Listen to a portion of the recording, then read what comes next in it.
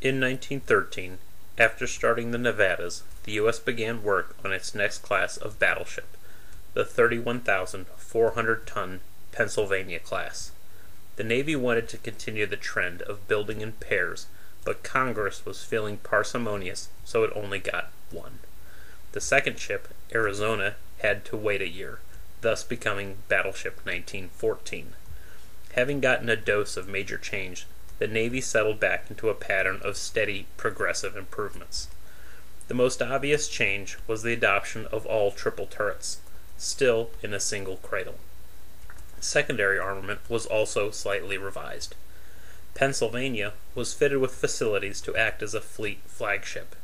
This made her easy to distinguish from Arizona, since her conning tower, the oval-shaped armored box on her superstructure just above Turret 2, had 2 levels, and as such was twice as tall. Most importantly, though, in light of the foreseen threat of torpedoes and mines, the Torpedo Defense System, or TDS, was improved. Tests against a mock-up of a ship's hull showed the best defense was an 11 3/4 foot wide, 3-layered approach to disperse, absorb, and disperse the blast. The first was an empty or air-filled space. The second was a liquid-filled layer, fuel oil that was replaced with water as the fuel was used up. The third was another empty space. Behind all this was the armored wall. To be honest, the adoption of a significant TDS in 1913 was arguably the single most important advance U.S. battleships had over their foreign contemporaries. Pre-World War I, no other country was taking anywhere near as serious the threat of torpedoes and mines as the U.S. Propulsion was also changed. While the Nevada's oil boilers with turbines combination was kept, the number of propellers was increased to 4. This allowed each turbine to be coupled to a different shaft, if not eliminating, then at least reducing the chance of a lucky hit hamstringing the ship. It would prove to be a good decision for Pennsylvania. Speed, however, didn't change, nor was there much interest in doing so. While other countries, like Britain, Japan, and Germany, were coming down with battle cruiser-itis, the U.S. remained immune. For those that don't know, a battle cruiser is a ship with battleship-sized guns, but the armor and speed of a cruiser. There were 2 arguments for the battle cruiser, depending on who you ask. Which one you use mostly turns on whether you consider a battle cruiser a heavily armed cruiser or a lightly armored battleship.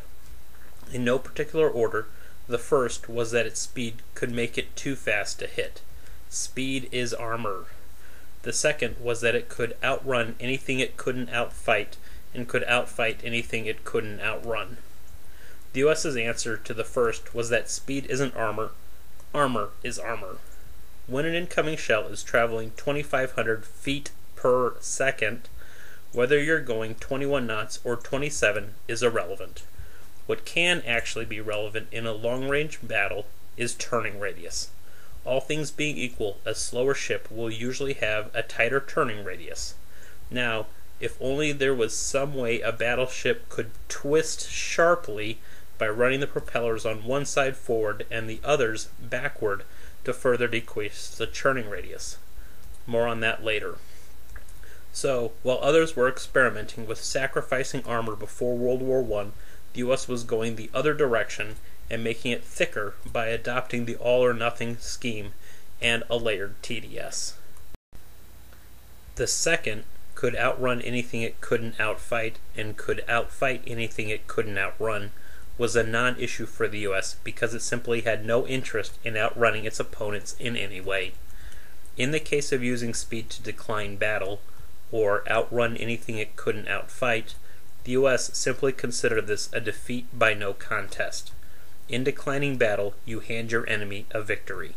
The more you decline battle, the further they advance.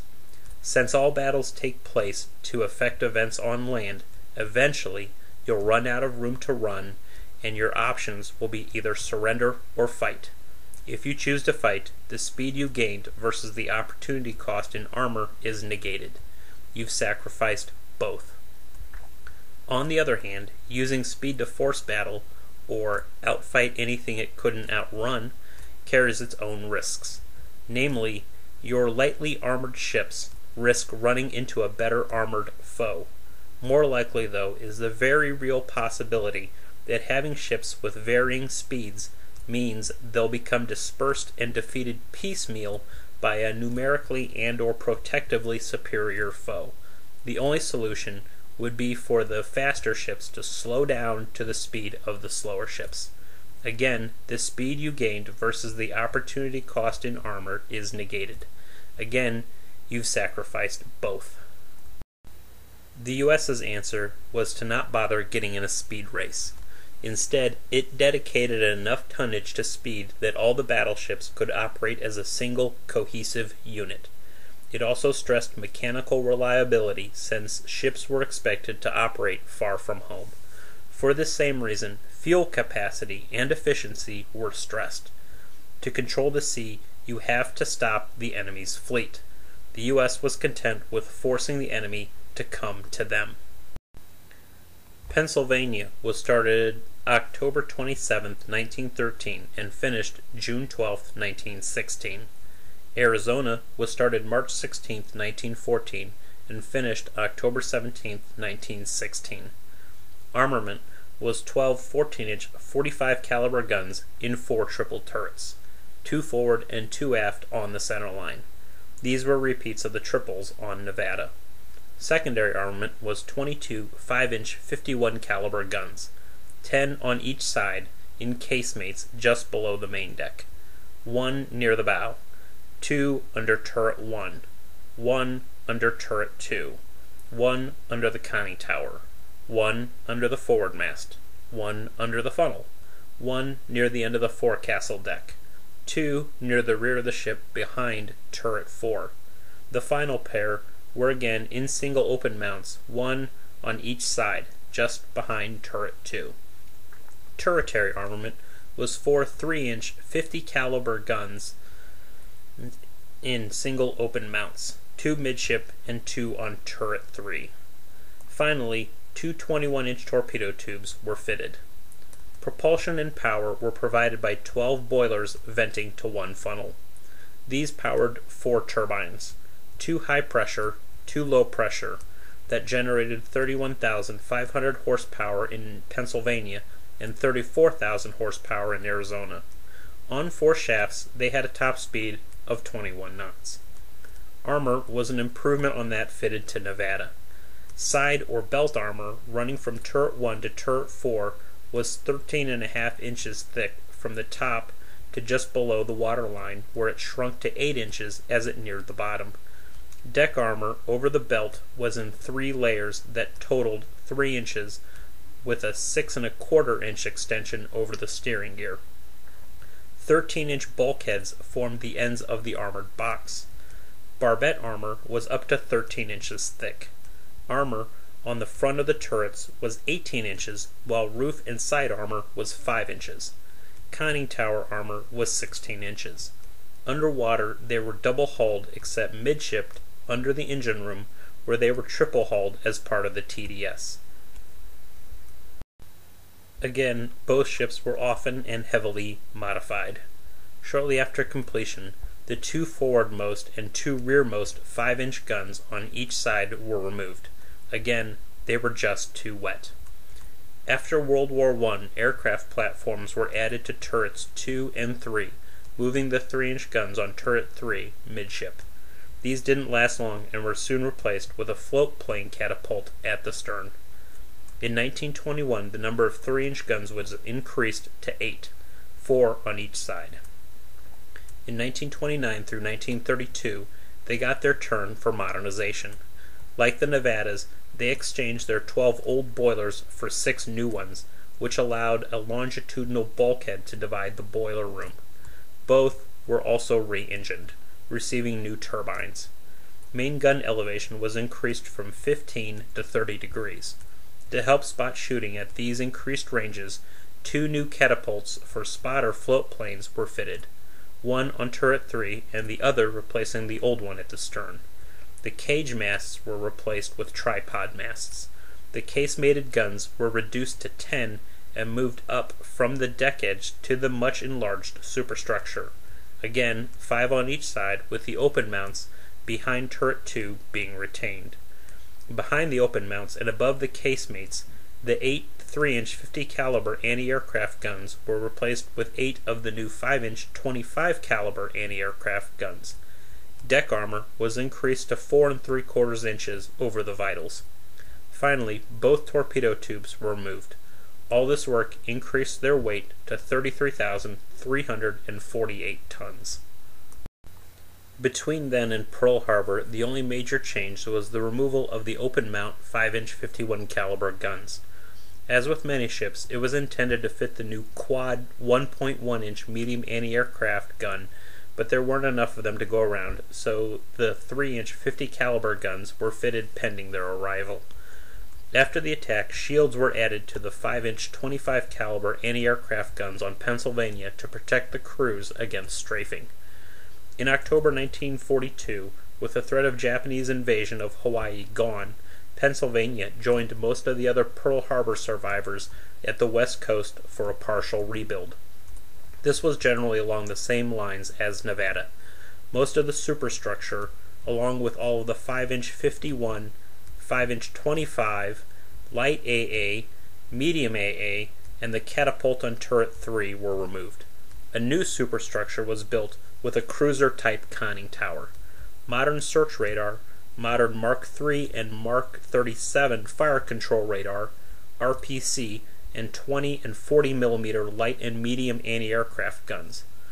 Also fitted were 16 5-inch 38 caliber dual-purpose guns in 8 twin turrets, 4 on each side. Unlike Nevada, though, all 4 twin turrets on each side were sited on the superstructure. Weight rose to nearly 36,000 tons, which necessitated the fitting of even larger bulges, not only to increase the torpedo protection, but also to recover lost buoyancy. Both were at Pearl Harbor on December 7th. Arizona was hit by a bomb, really a converted 16-inch shell, which penetrated her deck between turrets 1 and 2. While we may never know for sure, apparently this detonated black powder being stored near the magazine of turret 1. Apparently, the hatches to the barbette were left open for easy access while in port, so the resulting fire and explosion quickly spread into the magazine, which then baked off. The ensuing explosion destroyed the ship, and she settled into the mud. Some thought was given to refloating her, but it was quickly found that structural damage was so bad that any attempt to move her would have resulted in her collapsing like a house of cards. The only workable option would have been to build a giant watertight wall around her, pump out the water, and scrap her on the spot. Since her wreck wasn't a hazard to navigation, and other work took priority, this wasn't done. Instead, on December 1st, 1942, her name was struck from the list, and anything useful was salvaged. Finally, on May 30th, 1962, she was designated a memorial. Pennsylvania was in dry dock at the time of the attack. As such, the Japanese knew they couldn't do any major damage to her, so they barely tried. Repaired by late March 1942, she spent the second and third quarters of the year training and protecting the West Coast before going in for modernization in October, which lasted until February 1943. Following completion and training, she supported the recapture of Attu in mid-May and Kiska in August 1943. She then rejoined the fleet to support the invasion of the Gilberts near the end of 1943. In January 1944, she supported the invasion of Kwajalein and then the invasion of Inuitak in February 1944. In June 1944, she supported the invasion of the Marianas. She then joined the force supporting the invasion of Peleliu in September 1944. A month later, in October 1944, she was part of the bombardment force that escorted the invasion of Leyte and took part in the Battle of Surigao Strait, though for various reasons she didn't actually fire in that battle. At the start of 1945, she covered the invasion of Lingayen in the northern Philippines before returning to the west coast. Following overhaul and training, she returned to the front line at Okinawa in August 1945. While at anchor there, on August 12, 1945, a low-flying Japanese plane slipped in and hit her aft with a torpedo well behind her TDS. The damage was bad. The hull aft of turret 4 was severely wrecked. Both starboard propellers were destroyed, and she nearly sunk by the stern as water entered the 30-foot hole. Yes, those guys are standing on her deck, which is only inches over the water. Yes, those are hoses coming out of the barrels of turret 4, trying to keep up with the flooding. Towed to Guam, she was dry docked and the hull plated over. While sailing back to the west coast, the inner port propeller broke loose of its mounts and had to be amputated by divers. She finally limped into the west coast, October 24, 1945, on one propeller. There was no serious effort to repair her. Instead, she was partly stripped and relegated to the bikini bomb tests.